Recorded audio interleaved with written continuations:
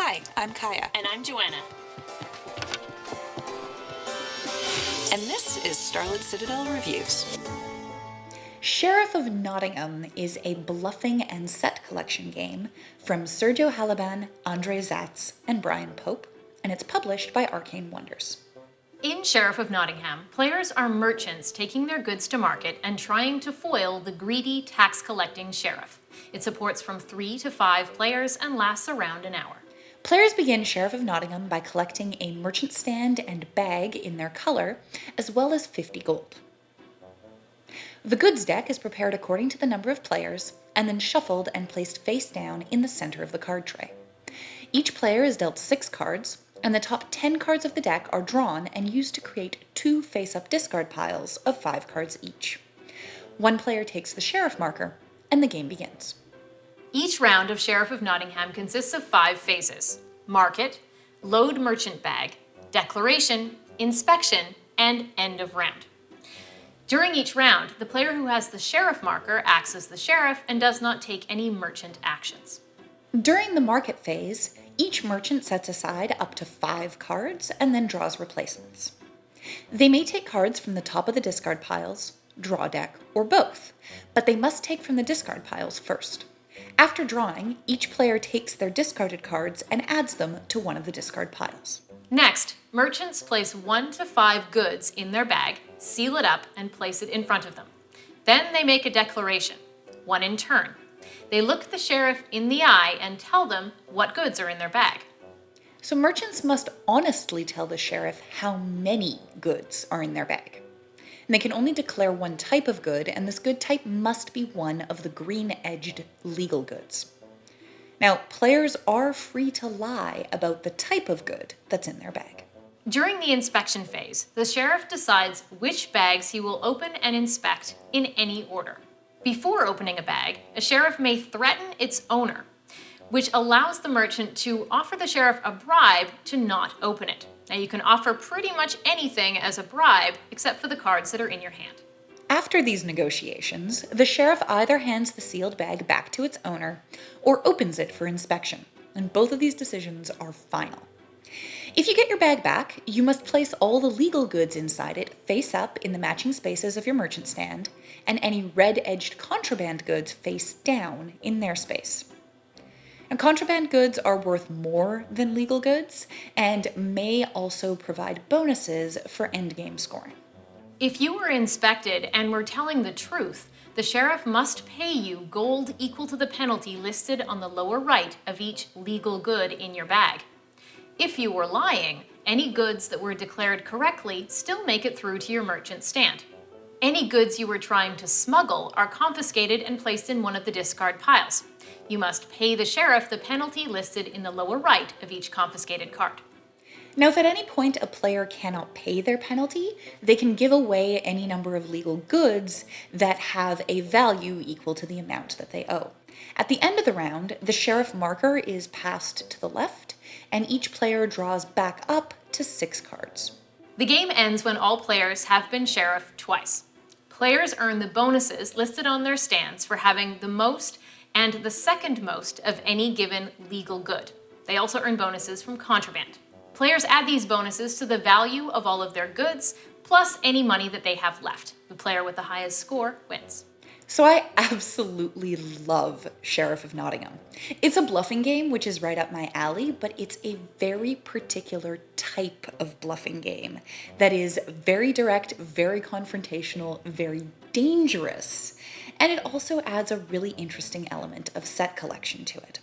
I love the fact that the bluffing is an integral part of the game and you really can't do without it, but it's not all that's going on. There is a serious numbers game underlying this, and you have to spend a lot of time paying attention not just to the sheriff, who you're trying to trick, but to the other merchants who are going to be collecting certain combinations of goods, who might be trying to race you to getting the most of a certain kind, or they might be bringing in contraband that's going to give them bonuses and oust you from what you thought was the top spot on the chicken or the bread pile. It's a really interesting level of indirect interaction that makes the game a lot deeper than it otherwise would be. That being said, the thing that I love most about this game is definitely the bluffing.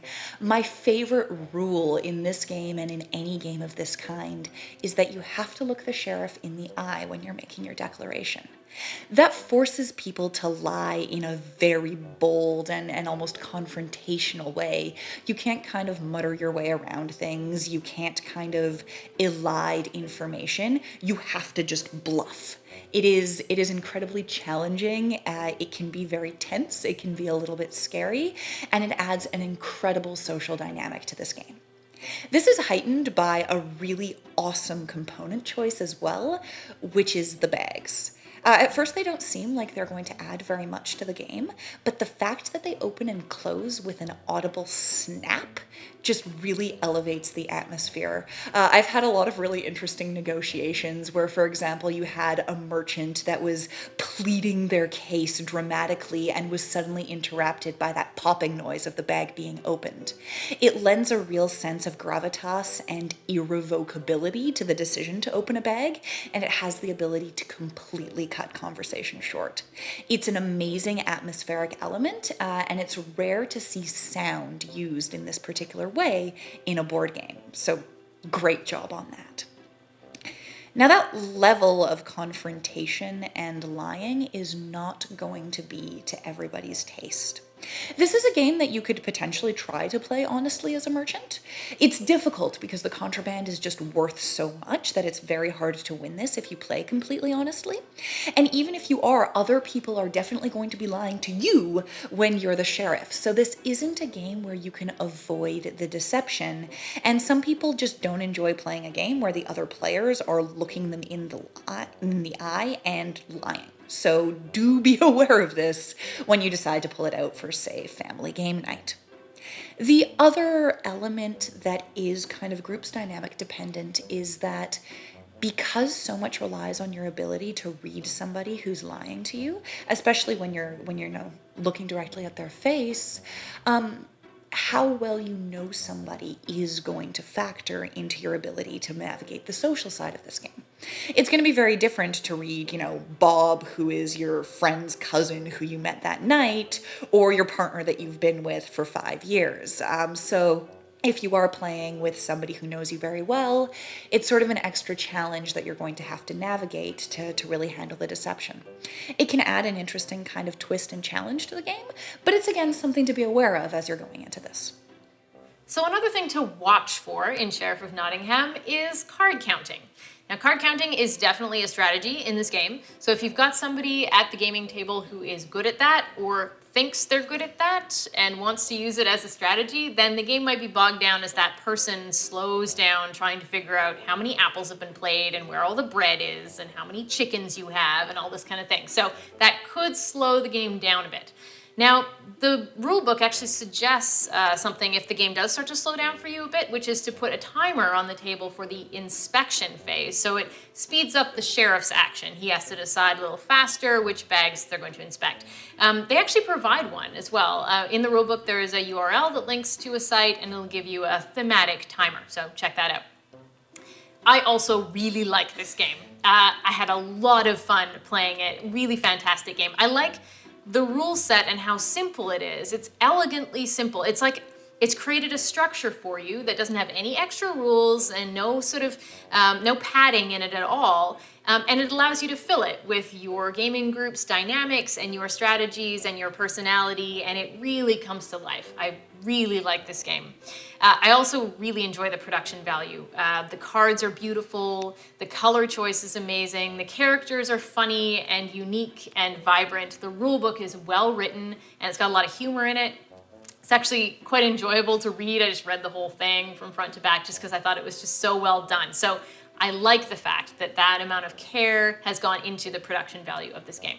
This is definitely one of the best games that I've played in a few months at least. So definitely give this a shot if you have a chance.